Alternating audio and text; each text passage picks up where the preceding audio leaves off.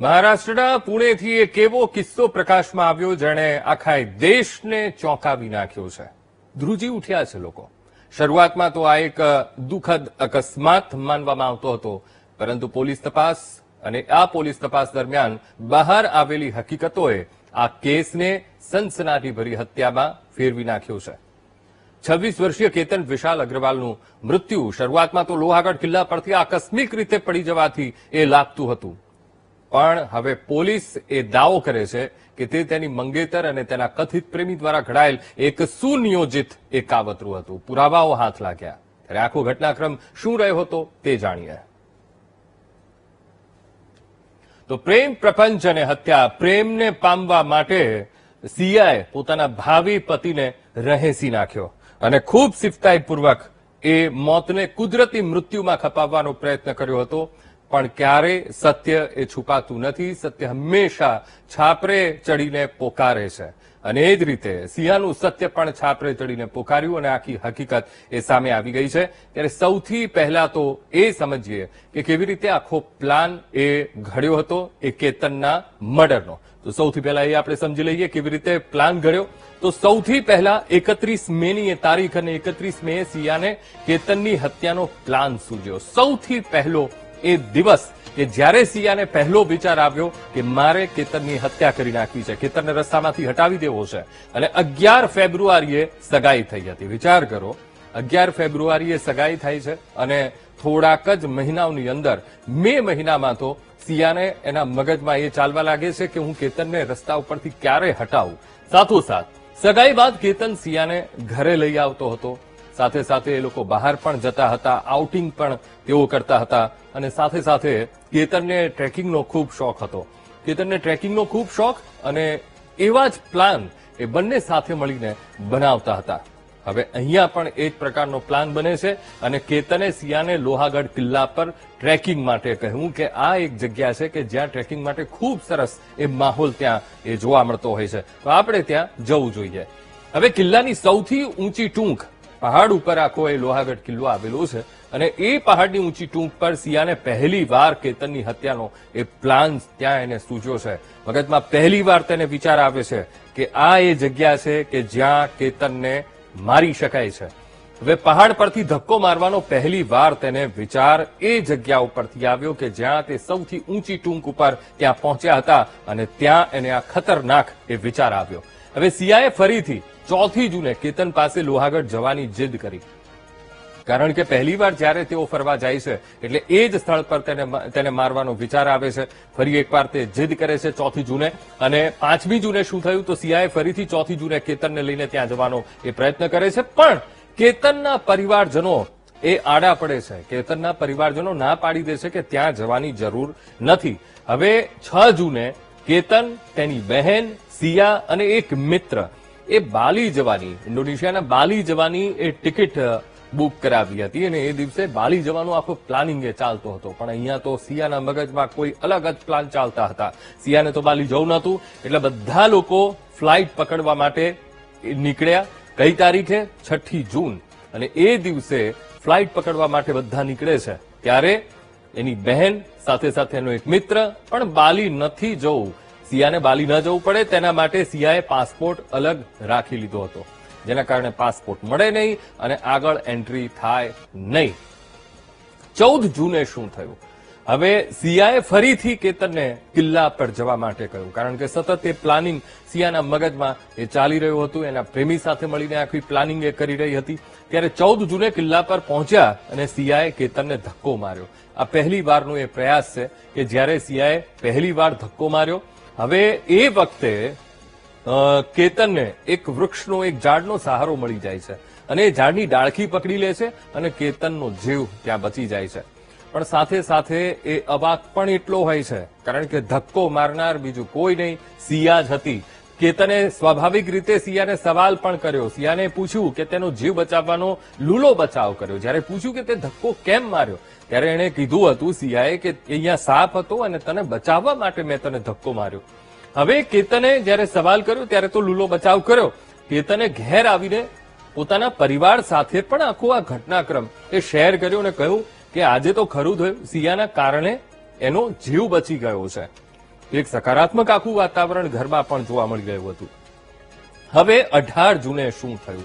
આ એ દિવસ કે જ્યારે તેના મોતને અંજામ આપવામાં આવે છે. 19 જૂને સિયાનો જન્મદિવસ હોવાથી મહાબળેશ્વરમાં એક રિસોર્ટ એ બુક કરાવ્યો છે. 5 સ્ટાર રિસોર્ટ બુક કર્યો હતો. કરોડો રૂપિયા તેણે એમાં લગાવ્યા હતા અને એ પહેલા સિયાએ પ્રી વેડિંગ ફોટોશૂટના બહાને કેતનને મનાવી લીધો કે અહીંયા પ્રી વેડિંગ ફોટોશૂટ કરાવવું છે, પણ ક્યાં? લોહાગઢ કિલ્લા ઉપર જ. કારણ કે જગ્યા એના મગજમાં એ છપાઈ ગઈ હતી, જગ્યા એ નક્કી થઈ ગઈ હતી કે આ લોહાગઢનો કિલ્લો અને અહીંથી જ કેતનને મારા રસ્તામાંથી હટાવવો છે.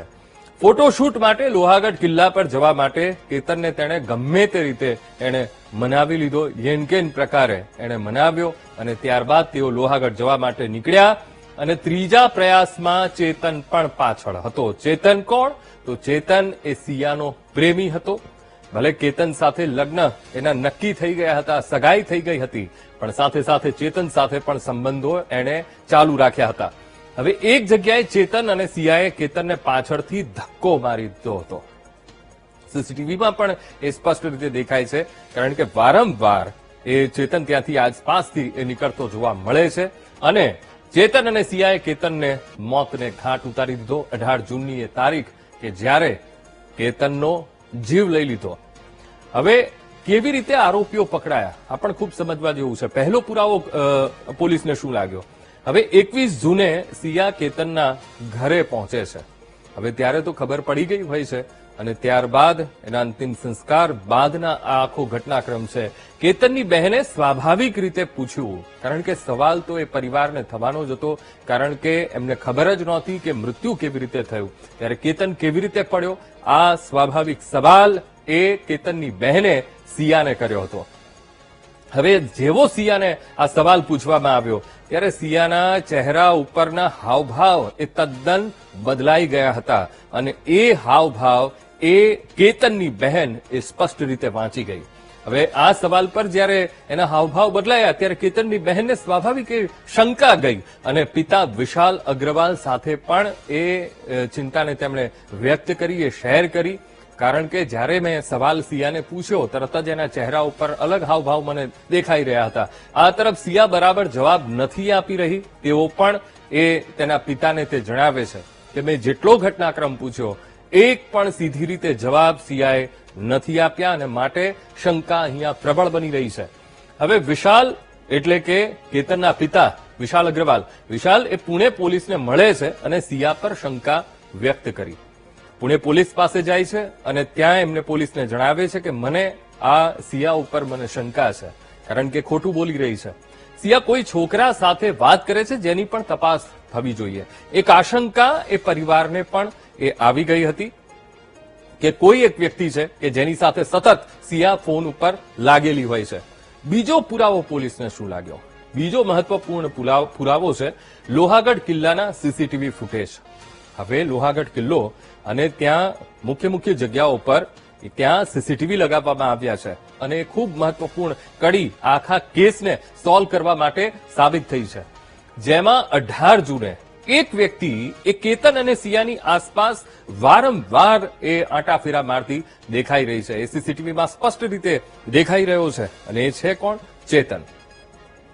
હવે કિલ્લાના સીસીટીવી ફૂટેજમાં ગરમીમાં હુડી પહેરેલો એક છોકરો એમને જોવા મળ્યો, એક યુવાન જોવા મળે છે અને ત્યાં જ પોલીસને શંકા પડે છે કે આટલું બધું તાપમાન, અહીંયા ગરમી છે, બાપ છે અને એ વચ્ચે આ વ્યક્તિએ હુડી પહેરીને ત્યાં શું કરી રહ્યો છે? હવે પોલીસના મતે તે પોતાનો ચહેરો છુપાવવાનો પ્રયાસ કરી રહ્યો હતો. સતત તેવું પોલીસને એના હાવભાવ પરથી એ લાગી રહ્યું હતું કે આ પોતાની જાતને એ છુપાવી રહ્યો છે. અને ત્રીજો પુરાવો પોલીસે સિયાના કોલ રેકોર્ડ્સ એ તપાસ્યા અને અહીંયા તો આખી હકીકત એ સામે આવી ગઈ. પોલીસને તરત જ ખબર પડી ગઈ કે આખો ખેલ એ કેવી રીતે ખેલાયો અને કોણ માસ્ટર માઇન્ડ છે. હવે જેમાં સિયા તરફથી એક જ નંબર પર વારંવાર 2004 કોલ્સ એ થયા છે, એક જ નંબર પર. અને જો આખો સમયગાળો જોવામાં આવે તો જાન્યુઆરીથી લઈને જૂન મહિના સુધીના આ કોલ રેકોર્ડ છે, એટલે કે 17-18 તારીખ સુધીના રેકોર્ડ છે અને એમાં સતત તેની સાથે વાત કરતી આવી અને જાન્યુઆરીથી કેતનની હત્યાના દિવસ સુધી એટલે 18 તારીખ સુધી વાતચીત થઈ છે. કોની સાથે? તો એ ચેતન સાથે, એના પ્રેમી સાથે સતત એક કોન્ટેક્ટમાં હતી. હવે સિયાએ 2004 કોલ્સમાં લગભગ 338 કલાક વાત કરી છે. વિચાર કરો, જાન્યુઆરીથી લઈને 18 જૂન સુધીમાં કેટલા 338 કલાક તેણે વાત કરી છે પોતાના પ્રેમી સાથે. અને બંને રોજ 11 કોલ્સ કરતા અને 11 કોલ્સમાં સતત 2 કલાક તેઓ વાતો કરતા હતા. એટલે વિચાર કરો કેવું આખું એ પ્લાનિંગ એ ઘડાતું હશે. હવે આ નંબર પુણેના બીજા એક વેપારી પરિવારના દીકરા એ ચેતન ચૌધરીનો હતો અને પોલીસ તરત જ એ ચેતન ચૌધરી સુધી એ પહોંચી જાય છે અને આખો એ મામલો એ સામે આવી જાય છે કે આ કેવી રીતે આખો આ ઘટનાક્રમ ખેલાયો હતો.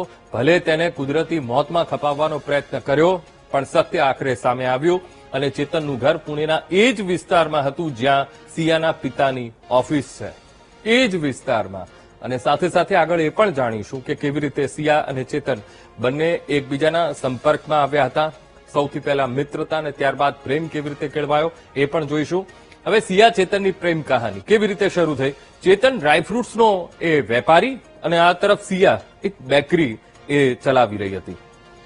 હવે બંને એ વેપારી અને સાથોસાથ બંને વચ્ચે વારંવાર બિઝનેસ મીટિંગના બહાને મુલાકાતો થતી હતી અને મુલાકાતો એ વધતી ગઈ અને આ મુલાકાતો વધતી ગઈ. ત્યારબાદ એ મુલાકાતોએ દોસ્તીનું સ્વરૂપ લઈ લીધું. હવે બંનેની દોસ્તી પછી શું થયું? ધીમે ધીમે એ પ્રેમમાં પરિવર્તિત થઈ ગઈ. બંને એકબીજાને દિલોજાનથી પ્રેમ કરવા લાગ્યા. સાથોસાથ એ સમયે જ સિયાની કેતન સાથે સગાઈ નક્કી થઈ ગઈ.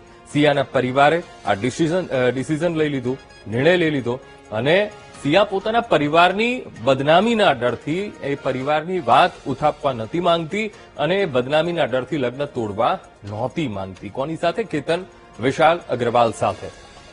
હવે સિયા પોતાના પરિવાર સામે નહોતી પડવા માંગતી અને સિયા ભાગીને પણ લગ્ન કરવાની વિરુદ્ધમાં હતી કે ભાગીને તો લગ્ન નથી કરવા તેણે. અને ત્યારબાદ આખો એ પ્લાન ઘડાયો અને જેથી ભાવિ પતિની હત્યાનું પ્લાનિંગ તેણે એ કરી નાખ્યું. તો આ રીતે એ સિયા અને ચેતન પણ એનો પ્રેમી કેવી રીતે સંપર્કમાં આવ્યા એ પણ જાણ્યું. હવે કોણ હતો કેતન અગ્રવાલ કે જેને મોત મળ્યું છે? રિયલ એસ્ટેટ ઉદ્યોગપતિ અને સક્સેસ ગ્રુપના ડિરેક્ટર વિશાલ અગ્રવાલનો એ દીકરો છે. ખૂબ સુખી સંપન્ન પરિવારમાંથી એ કેતન અગ્રવાલ આવે છે. સાથોસાથ અગ્રવાલ પરિવાર પુણેના રિયલ એસ્ટેટ વર્તુળમાં લેન્ડ બેંક તરીકે ઓળખાતો હતો. કરોડોના આસામી પુણેમાં એ જો કોઈ હોય તો એ અગ્રવાલ ફેમિલી એ માનવામાં આવતું હતું. ખૂબ ધનાઢ્ય એ પરિવાર અને કંપનીમાં ડિરેક્ટર અને ચીફ માર્કેટિંગ ઓફિસરના પદ પર પણ કેતન અગ્રવાલ હતો.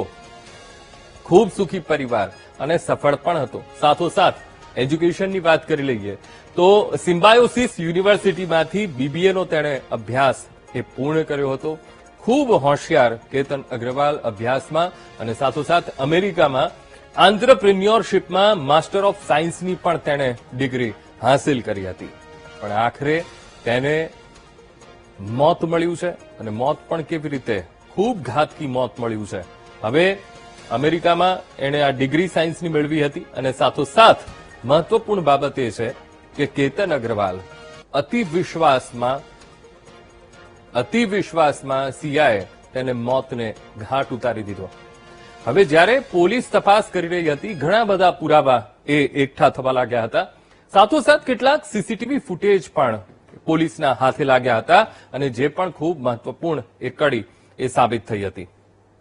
હવે મહારાષ્ટ્રના પુણેથી એક એવો કિસ્સો અને આ કિસ્સામાં મહત્વપૂર્ણ બાબત એ છે કે તપાસનો ધમધમાટ તેજ થયો. પણ સૌથી મહત્વની કડી જો કોઈ બન્યું હોય તો એ છે કેતનની બહેન કે જેણે ખૂબ મહત્વપૂર્ણ રોલ ભજવા આખા કેસને ઉકેલવામાં.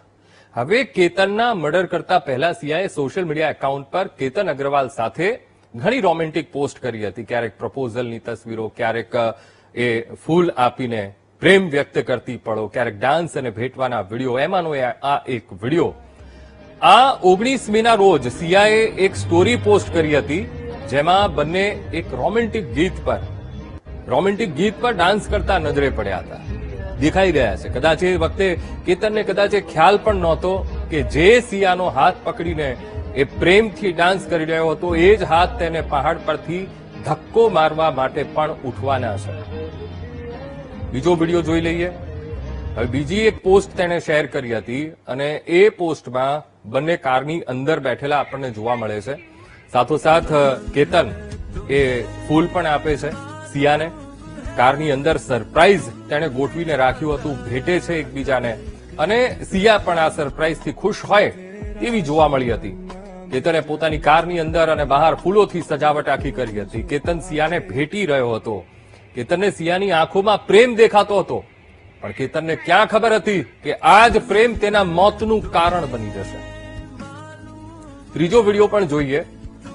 હવે જે વિડીયો તમે સ્ક્રીન ઉપર જોઈ રહ્યા છો તે પુણેમાં એક કેફેમાં સિયા અને ચેતનની મુલાકાતનો છે. આ જે સીસીટીવી ફૂટેજ છે એ કેફેના છે, જેમાં સિયા અને ચેતન બંને એક સાથે કેફેમાં પ્રવેશતા જોવા મળ્યા. હવે કહેવાય છે કે આ એ મુલાકાત છે જેમાં કેતનના મર્ડરનું પ્લાનિંગ કરવામાં આવ્યું હતું કે કેવી રીતે પ્લાન કરવામાં આવે. હવે જેમાં એ પણ દેખાશે તમને કે ચેતન એ કેટલો કોન્ફિડન્ટ તેમાં દેખાતો હતો. હવે હત્યા કર્યાના ઠીક આગલા દિવસે એટલે કે 17 તારીખ 18 જૂને હત્યાને અંજામ આપે છે અને આ 17 તારીખના આ સીસીટીવી ફૂટેજ જેમાં બંને કેફેના ટેબલ પર બેસીને કેતનની મર્ડરનું પ્લાનિંગ કર્યું હતું.